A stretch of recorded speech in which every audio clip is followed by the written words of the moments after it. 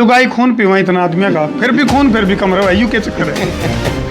आदमियों में ज्यादा हो डॉक्टर साहब, क्योंकि आदमियों का खून उनकी लुगाई पीवा है, इस करके आदमियों के ऊपर थोड़ा ज्यादा ध्यान दो। दिन है, हैप्पी वाला बर्थडे है, हैप्पी एनिवर्सरी है, या मकान बनाया है, या फिर दुकान का मुहूर्त कराया है, या फिर कोई भी अच्छा काम है, तो भाई वो फिल्म का गाना है, बोले चलते चलते यूं ही रुक जाता हूँ मैं।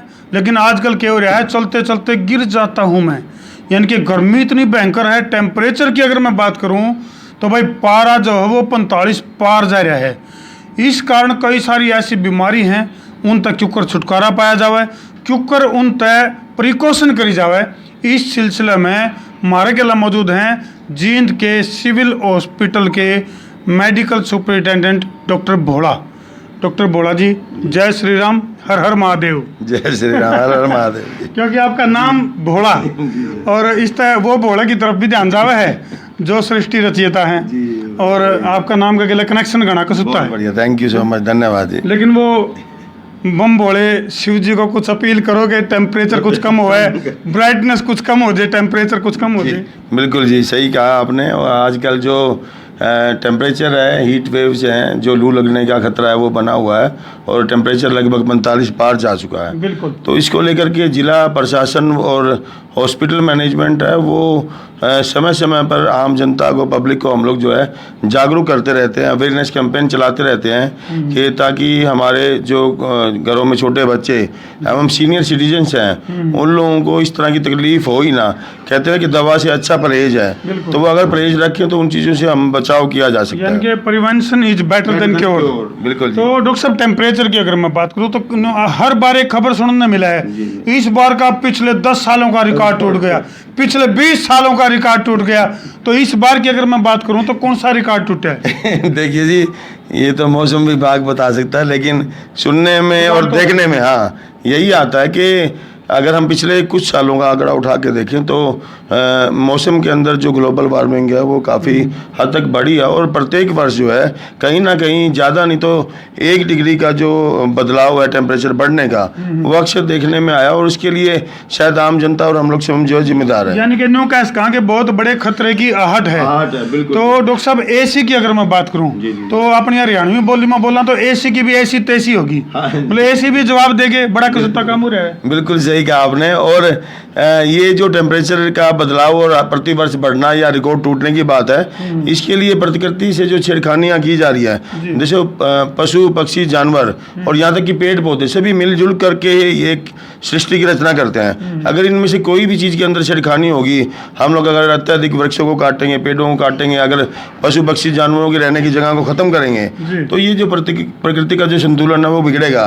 और कहीं ना कहीं उसके अंदर जो है आज नहीं तो कल, कल नहीं तो परसों आदमी जो ह्यूमन बीइंग्स हैं उसी प्रकृति का एक सिस्टम का एक हिस्सा है, और वो भी इसकी चपेट में आज नहीं तो कल आएगा ही आएगा। तो डॉक्टर साहब, अभी हाल फिलहाल में आपकी तरफ से एक मिशन भी चला हुआ है, अनीमिया उन्मूलन मिशन है जो, ये क्या जो गर्मी की अगर मैं बात करूं या टेम्परेचर बढ़ रहा है, उस तय अनीमिया का कितना संबंध है? जी देखिए, अनीमिया के अंदर क्या होता है कि किसी भी व्यक्ति के अंदर खून की कमी हो जाती है, चाहे वो महिला हो, चाहे पुरुष हो, चाहे बच्चा हो। आदमियों में ज्यादा हो डॉक्टर साहब, क्योंकि आदमियों का खून उनकी लुगाई पीवा है, इस करके आदमियों के ऊपर थोड़ा ज्यादा ध्यान दो। साइंटिफिकली ऐसे देखने में आया कि बच्चों में और जो महिलाएं होती हैं उनमें जो है खून की कमी ज्यादा पाई जाती है। एक बताओ डॉक्टर साहब, ये लुगाई खून पीवा इतना आदमियों का, फिर भी खून फिर भी कम रहा है, यू के चक्कर है?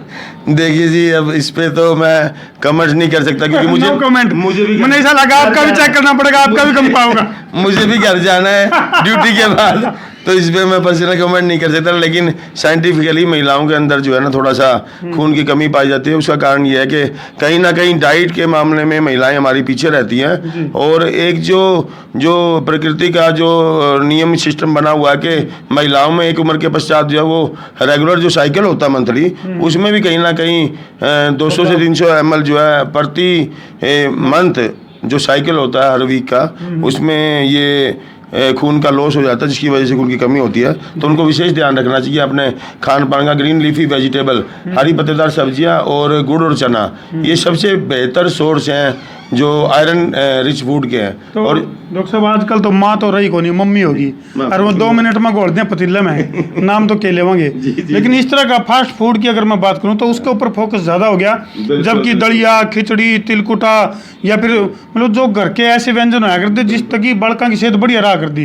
अनीमिया जैसी जो समस्या है वो घर का भोजन कम और फास्ट फूड ज्यादा होने की वजह से भी दिक्कत आ रही है। बिल्कुल, देखो दूध दही का खाना नंबर 1 हरियाणा, ऐसा कहा जाता था। आजकल की बात करें तो सारी चीज़ें जो है ये बदलाव आ चुका है।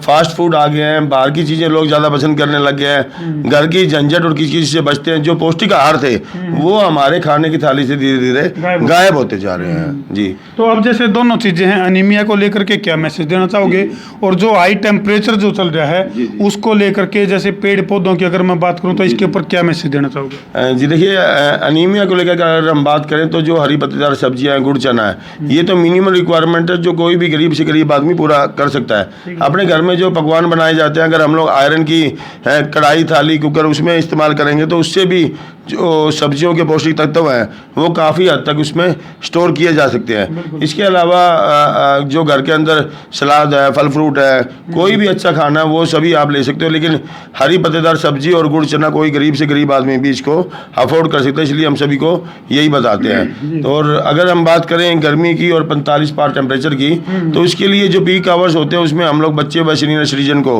बाहर जाने से बचने के लिए कहते हैं कि अगर अति आवश्यक हो तो बाहर निकला जाए, नहीं तो अपने जो ज़रूरी काम है वो सुबह 10-11 बजे से पहले अथवा शाम 5 बजे के पश्चात ही निपटाने की कोशिश की जाए।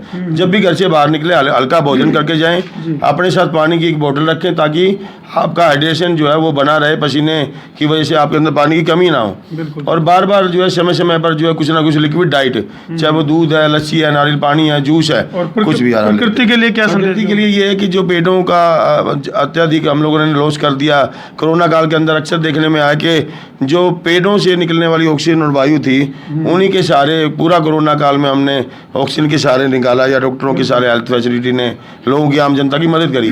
जितने ज़्यादा से ज़्यादा पेड़ पौधे हम लगा पाएंगे उतनी ही आने वाली जनरेशन को हम लोग जो है वो बचा पाएंगे, ऐसा मैसेज। और जो स्पेशल ओकेजन्स होते हैं, मैं चाहूँगा कि जन्मदिन या एनिवर्सरी या कोई भी स्पेशल ओकेजन है उसको हम लोग ये क्यों ना मानने कि भाई हम लोग आज 2-10 लगा के सेलिब्रेट करें। बिल्कुल बात है। यानी कि भाई 16 के 16 जो संस्कार हैं, मतलब गर्भधारण से लेकर के और मृत्यु पर्यंत जितने भी संस्कार है, अगर हर उस संस्कार के ऊपर एक पेड़ लगाया जावे तो मेरे ख्याल से यह धरती दोबारा है हरी भरी हो उसका है।